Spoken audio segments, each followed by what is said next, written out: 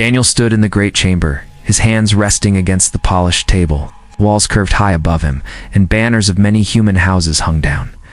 The council was filled with men and women from across the stars, rulers and commanders who had gathered to speak of war and power. Their eyes fixed on Daniel, but not with respect.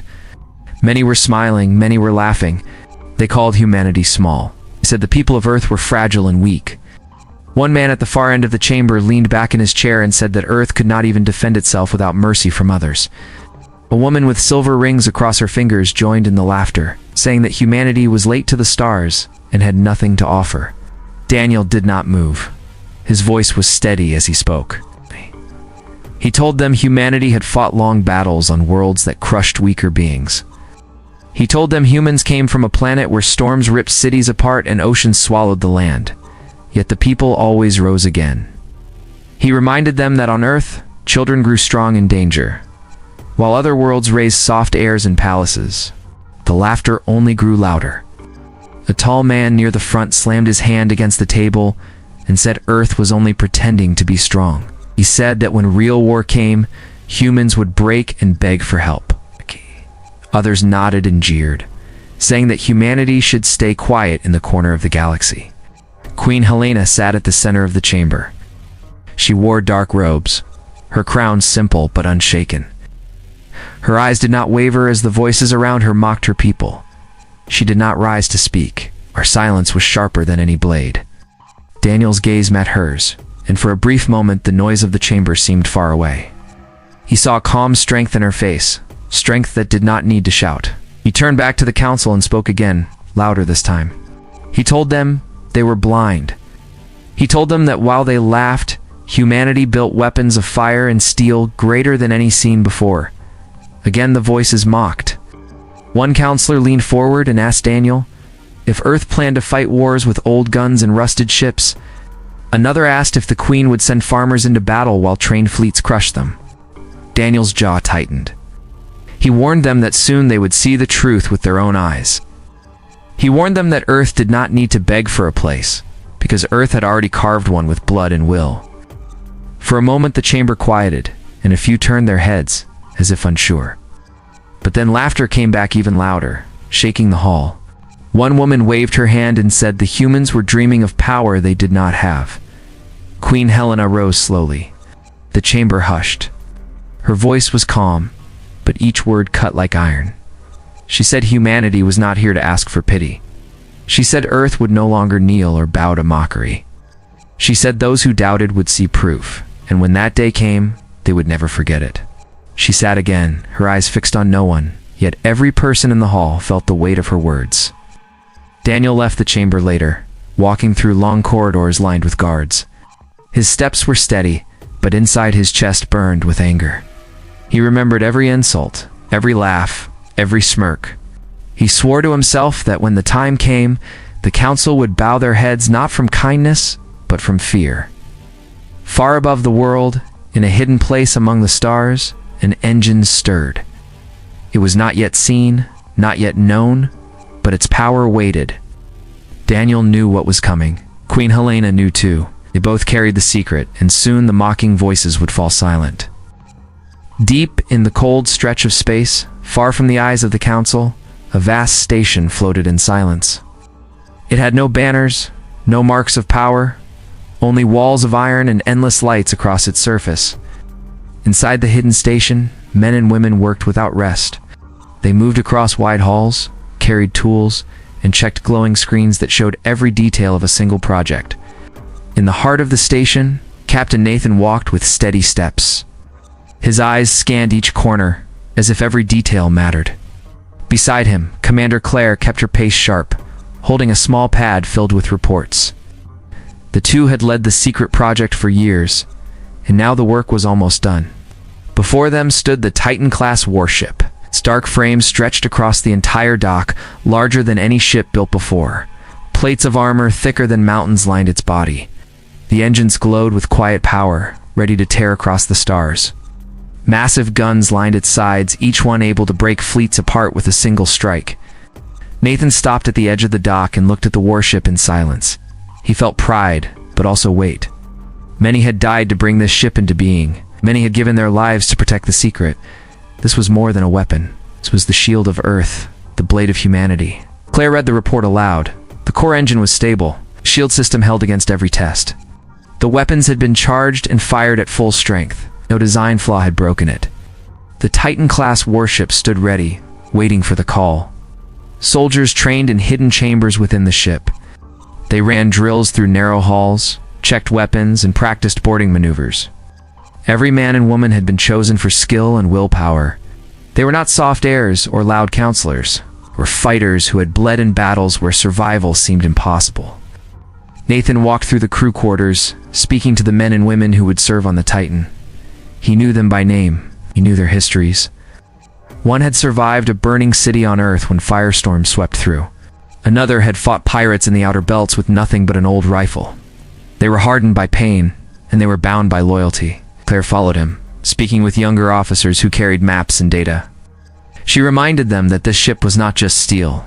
It was the voice of Earth. When it moved, the council would no longer laugh. A message came from Queen Helena, was short but sharp. She ordered that the Titan must be prepared for a coming trial. She did not say what the trial would be, but both Nathan and Claire knew. The council would demand proof. They would demand to see what Earth could bring to the field of war. Nathan stood in the command deck of the Titan. From there, he could see the endless black of space through reinforced glass. He placed his hand on the command rail and felt the hum of the engines below. This ship was more than steel and fire. It was the answer to every insult thrown at humanity. The crew gathered in the main hall. Nathan spoke to them, his voice strong and steady. He told them they had built something greater than fear. He told them they carried the hope of their people. He warned them that battles would come and enemies would strike, but the Titan would not break. The hall shook with voices as the crew shouted their vow to stand with Earth. Claire stood beside him, her eyes fixed on the faces before her. She knew some of them would not live to see the end, but she also knew they would fight with every breath. She told them that the council would learn respect the hard way. Outside, workers drifted away from the dock as the Titan sealed itself. Lights across its frame burned brighter, and the engines rumbled with power. The hidden station trembled, as if the very stars feared what had been born. Nathan gave the order. The Titan was ready. The message was sent to Queen Helena and Daniel. The council would call, and when the time came, the Titan would rise from the shadows. The council chamber was filled again. Banners of many houses hung from the high walls, and the air was heavy with pride and rivalry. Ships from powerful rulers stood outside in open display, lined across the void for all to see. Massive warships, covered in guns and shields, were brought forward as proof of strength. Their commanders boasted of their size, of their firepower, and of the many battles they had already won. The chamber was loud. One man stood to speak of his fleet that had crushed every foe it faced. Another woman claimed her warship could level a city in seconds. They spoke with laughter and scorn, and every glance they cast toward Daniel was filled with mockery. Daniel sat still, his face calm, though his chest burned. He listened as they called humanity weak, as they pointed toward Earth's record of small fleets and short history. He heard them claim that Earth was nothing but a fragile world pretending to stand tall. Queen Helena was present once more, her crown set upon her head, her face steady and unreadable. She did not rise to match the jeers. She simply listened, her silence like stone, while the voices of the proud grew louder. At last, a man with sharp eyes leaned across the table and looked at Daniel. He asked when Earth would bring forth a ship of its own. His words carried laughter. He said perhaps Earth would sail an old vessel patched with broken parts. Another woman stood and declared she had heard that Earth planned to send only one ship. Her voice carried across the hall, and many joined in the laughter. They said Earth could not even build a fleet, that it would bring a single vessel to stand against hundreds. Daniel rose at last. His voice was steady, and though the chamber buzzed with noise, his words cut through. He told them Earth did not measure strength in numbers alone. He told them Earth would bring a single ship, but one that would speak louder than any fleet. The chamber erupted. Some shouted that Daniel was mad. Others clapped their hands and laughed until their voices shook the walls. They mocked the queen for allowing such foolishness. They claimed this was proof that humanity was desperate and had nothing real to show. Queen Helena did not flinch. Her eyes moved across the crowd, and in her calm silence there was a quiet warning. Daniel met her gaze, then turned back to the council. He told them to wait, told them soon they would see what humanity had built. The noise of the council grew louder still. Commanders boasted more of their fleets. Outside, ships fired display shots into the dark, flashing beams across the sky as a show of might. The people in the chamber cheered and applauded, their pride swelling with every spark of light. Daniel stood tall, but said no more. He had given them the truth, and he would not waste words on laughter. He knew the message had already reached Captain Nathan and Commander Claire. He knew the Titan was ready. Outside the chamber, he walked through the long corridors. Guards followed at a distance, their armor shining under the lamps. He kept his steps even, but inside he felt the storm rising. He thought of Nathan, of Claire, of the soldiers who waited aboard the Titan. He thought of the day the ship would appear, and the silence it would bring. Queen Helena left the chamber later, her guards surrounding her. Her face showed no weakness. She spoke to no one, but in her heart she knew the trial was close. She had endured their insults in silence, because soon silence would no longer belong to her. It would belong to them, the ones who mocked. Far across the stars, hidden engines stirred. The Titan-class warship waited in the black, its frame locked in shadows, its crew sharpened by endless drills. Nathan stood on the command deck, Claire by his side, both of them ready. They knew the call would come, and when it came, they would move without hesitation. In the chamber, the laughter of the council still echoed, but beyond their walls, in the vast silence of space, something far greater waited to break the sound. The council gathered again, this time under a sky filled with warships. Banners of many houses shone bright above the chamber, and the rulers stood proud as their fleets moved into position. The vast display of power was meant to show humanity its place. Every voice spoke of dominance, every laugh rang with certainty. Daniel stood among them in silence. He heard the boasts, the chants, and the scorn. They claimed humanity had nothing to bring. They said Earth had made a mistake by daring to stand in their halls. Queen Helena sat at the center once more, her face still, her hands folded, her crown shining under the high lamps. She did not rise to meet the noise. She waited. Outside the chamber, space was filled with the glow of engines. Dozens of fleets lined the void, their weapons armed but silent. The council demanded a demonstration. Each fleet was ready to prove its power. Earth was called last. Laughter rolled through the hall as the name was spoken. Daniel stepped forward. His voice was sharp and clear. He said Earth would answer. He lifted his hand and sent a signal. In the far dark, beyond the reach of sight, a shadow moved. Engines lit up with a roar that shook the silence of space. The Titan-class warship emerged, its massive form cutting through the black like a mountain of steel. The chamber fell silent. The laughter ended at once. Men and women who had mocked before leaned forward, their eyes wide. The Titan moved with steady grace, its armor shining like silver under the stars. Lines of guns stretched across its body, and shields shimmered around it with quiet force. On the command deck, Captain Nathan stood at the rail. Commander Claire stood beside him, her eyes locked on the endless fleets ahead. The crew moved with precision, each man and woman at their post, ready for orders. The Titan hummed with power, its engines steady and strong. As the warship entered the space before the chamber, its size dwarfed every vessel around it. Ships that had once looked massive now seemed small in its shadow. Even the proudest commanders grew pale at the sight. Queen Helena rose at last. The chamber hushed as her voice carried across the hall. She said humanity had been mocked, but no more. She said Earth would not kneel, and today was proof of that truth. Her words struck the chamber like iron against stone. Outside, the Titan came to a halt, its weapons armed, but not yet fired. Nathan gave his crew their commands with calm authority. Claire moved across the deck, checking every report, making sure every system was prepared. The Titan was ready for battle, but for now it waited. Inside the chamber, the silence was heavy. No one laughed. No one spoke of weakness. Daniel watched their faces and he saw fear for the first time, saw respect forced into the hearts of those who had scorned humanity. One man tried to speak, his voice breaking as he claimed size was not proof of power.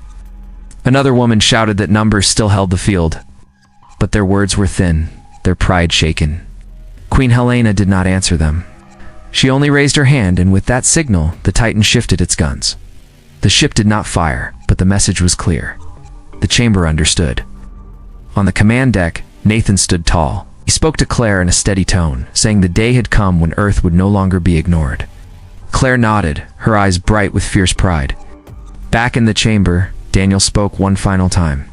He told them humanity had built not just a ship but a promise. Told them Earth was ready to fight, and the Titan would lead. The chamber held its breath as silence stretched. Outside the Titan loomed, a mountain of steel and fire waiting to move. The day that had been filled with mockery was now filled with fear. The silence outside the chamber did not last long. Rival commanders moved their fleets into formation, their voices sharp with anger. They claimed humanity had tricked them with size, and they would show the true meaning of power. Orders spread through the fleets, and engines roared as ships broke into attack lines. Inside the Titan, alarms came to life. Red lights lit the halls, and soldiers rushed to their stations. Captain Nathan stood on the command deck, his hand gripping the rail. Commander Claire gave quick orders to the officers, her voice clear as she directed the crew. Every station answered in sharp tones, ready for battle. The first wave struck. A storm of fire lit the void as smaller warships raced forward, guns flashing. The Titan shook as the first blast struck its shields. Energy spread across the surface, glowing bright before fading back into the dark. Nathan did not flinch. He told the gunners to hold. Claire checked the shield levels, calling out that they were stable. The crew waited for the order. The next wave hit harder, beams and missiles hammering the shields. The Titan held. Nathan raised his hand. His voice rang across the deck as he gave the command to fire. The Titan answered with thunder. Massive cannons lit the black sky, beams of fire tearing through the first wave of attackers. Ships vanished in bursts of light, shattered into burning wreckage. The crew shouted as each hit landed, but they did not lose focus. Claire called out new targets, and the guns turned with deadly precision. Enemy commanders sent more ships forward. Dozens rushed in, trying to break the Titan's wall of fire. They swarmed from every side, their weapons slamming against the shields again and again. The Titan shook, but the shields did not break. Fighters launched from the Titan's lower decks. Small craft darted into the chaos, weaving through fire to strike the enemy from close range. Claire directed them, her eyes fixed on the screens, her voice steady as she sent squadrons where the enemy line was weakest. On the ground in the chamber, the council watched the battle through vast screens. The rulers who had mocked now sat in silence, their faces pale. The Titan carved through the fleets like a blade through stone. Their voices had no laughter now. The enemy regrouped and tried to circle the Titan, aiming to strike from behind. Nathan saw it coming. He gave the order to spin the warship, and the Titan turned with surprising speed for its size. Cannons roared again, catching the attackers before they could strike. Ships broke apart one by one, fire filling the black. Inside the Titan, soldiers braced as the ship took heavy hits. Metal groaned, lights flickered, but the core held firm. Engineers shouted reports, fixing damage as fast as it came. Nathan's voice cut through the noise, steady and strong. He reminded the crew that humanity had been called weak, and now they would show the truth. The next volley from the Titan was devastating. Its main cannon fired a single beam that split through the enemy flagship, breaking it apart in a blaze that lit the chamber screens. Gasps filled the council as the wreckage drifted away into silence. Claire shouted for the fighters to press forward. They struck hard and fast, tearing through the last of the smaller ships. Explosions spread across the sky as the enemy line crumbled. The battle slowed. The once proud fleets were reduced to wrecks scattered across the void.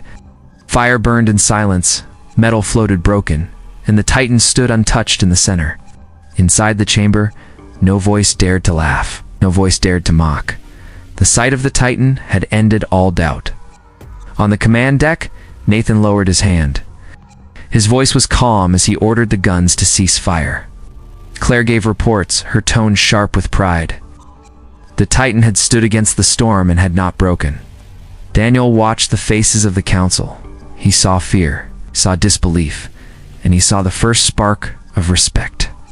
The trial by fire was over, and humanity had not only survived, humanity had triumphed. The battlefield outside the council chamber was filled with burning wrecks. Fire drifted through the black as broken ships tumbled in silence. The Titan stood tall among the ruins, its armor scarred but unbroken. Yet the fight was not finished. From the edges of the void, more fleets arrived. These were not the smaller ships that had already fallen. These were the strongest vessels, ships built for war, armed with weapons that could tear worlds apart. Their commanders were furious at the humiliation they had just witnessed, and they swore the Titan would not survive the next wave. Inside the chamber, the rulers who had mocked humanity leaned forward in fear and anger. Some demanded that the Titan be destroyed, while others sat frozen, their faces pale. Queen Helena did not speak. Eyes were locked on the screens, watching every move of her people. On the Titan's command deck, Captain Nathan braced himself against the rail. Commander Claire moved quickly from one station to another, her voice sharp as she gave orders. Officers shouted reports. Shield levels were dropping. Energy cells were straining. Yet the crew stood firm. No one wavered. The enemy fleets opened fire. The void erupted with light as beams and missiles struck the Titan's shields. The warship shook as if the stars themselves had been torn apart. Alarms screamed through the halls, and engineers shouted over the noise as systems struggled to hold. Nathan ordered return fire. Titan's cannons roared, unleashing beams that tore through the nearest ships. Explosions lit the black, scattering debris, but the enemy pressed on. For every ship that fell, more charged forward, filling the space with fire. Fighters launched again from the Titan's bays. Small craft cut through the storm, striking enemy ships at close range. Claire guided them, her voice steady as she sent squadrons to weak points. One fighter squad broke through and destroyed a cruiser with a volley of missiles, but only half of them returned. Inside the Titan, soldiers rushed to damaged sections. Fires were put out, broken panels repaired, and wounded crew carried to med bays. Every hand worked without rest, and still the ship held together. The enemy flagship advanced. Larger than the rest, it carried weapons strong enough to crush cities.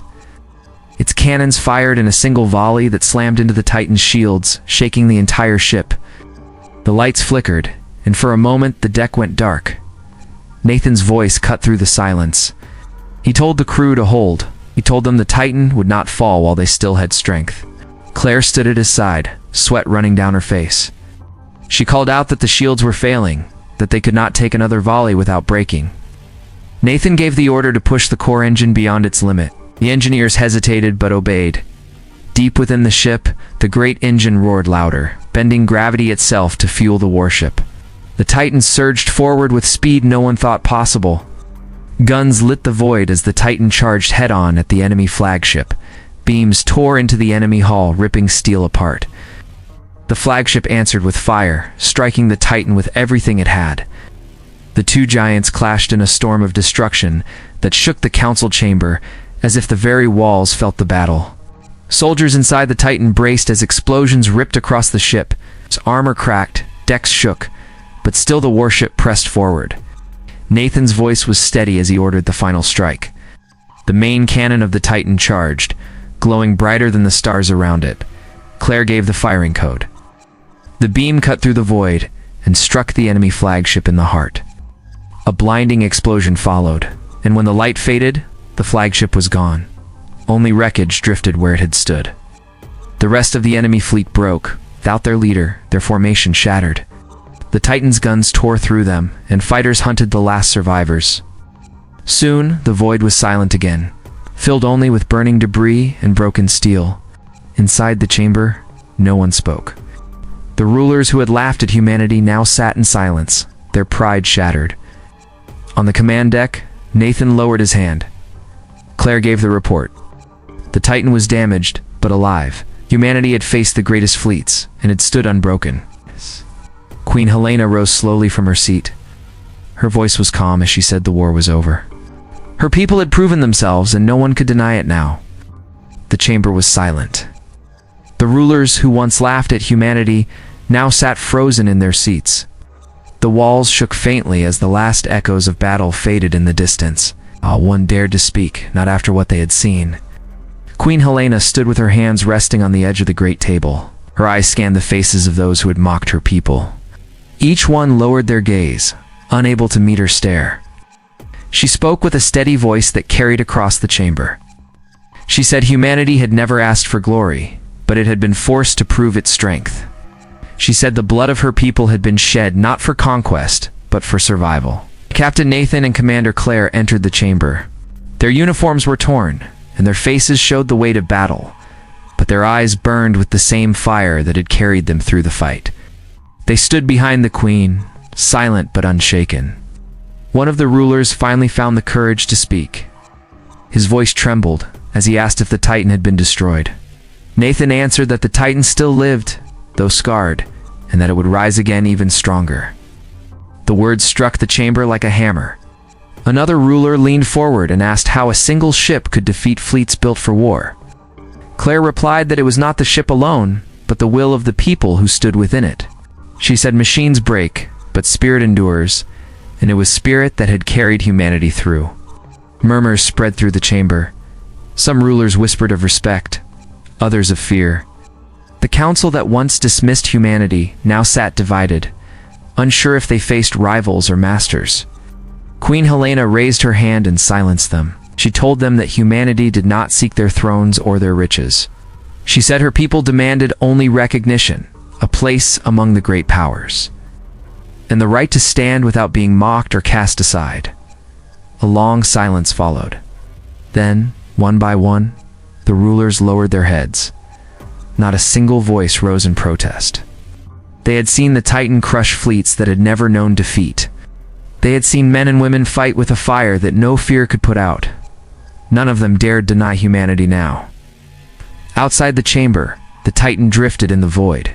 Its armor cracked, its decks scorched, but still standing. Engineers worked without rest, sealing wounds and restoring power. Soldiers walked the halls, tired but proud. The ship was not a ruin, it was a monument. On the command deck, the crew spoke in quiet voices. Some told stories of comrades who had fallen, others shared hopes of returning home to families who would never know how close the war had come, yet all of them knew that history had changed that day. Nathan walked the length of the deck speaking with his officers. He thanked them for their courage, and each one straightened with pride. Claire remained at her post, her hands moving across controls as she guided repair crews and fighters back to their bays. Her voice was sharp but calm, steady even after endless hours of battle.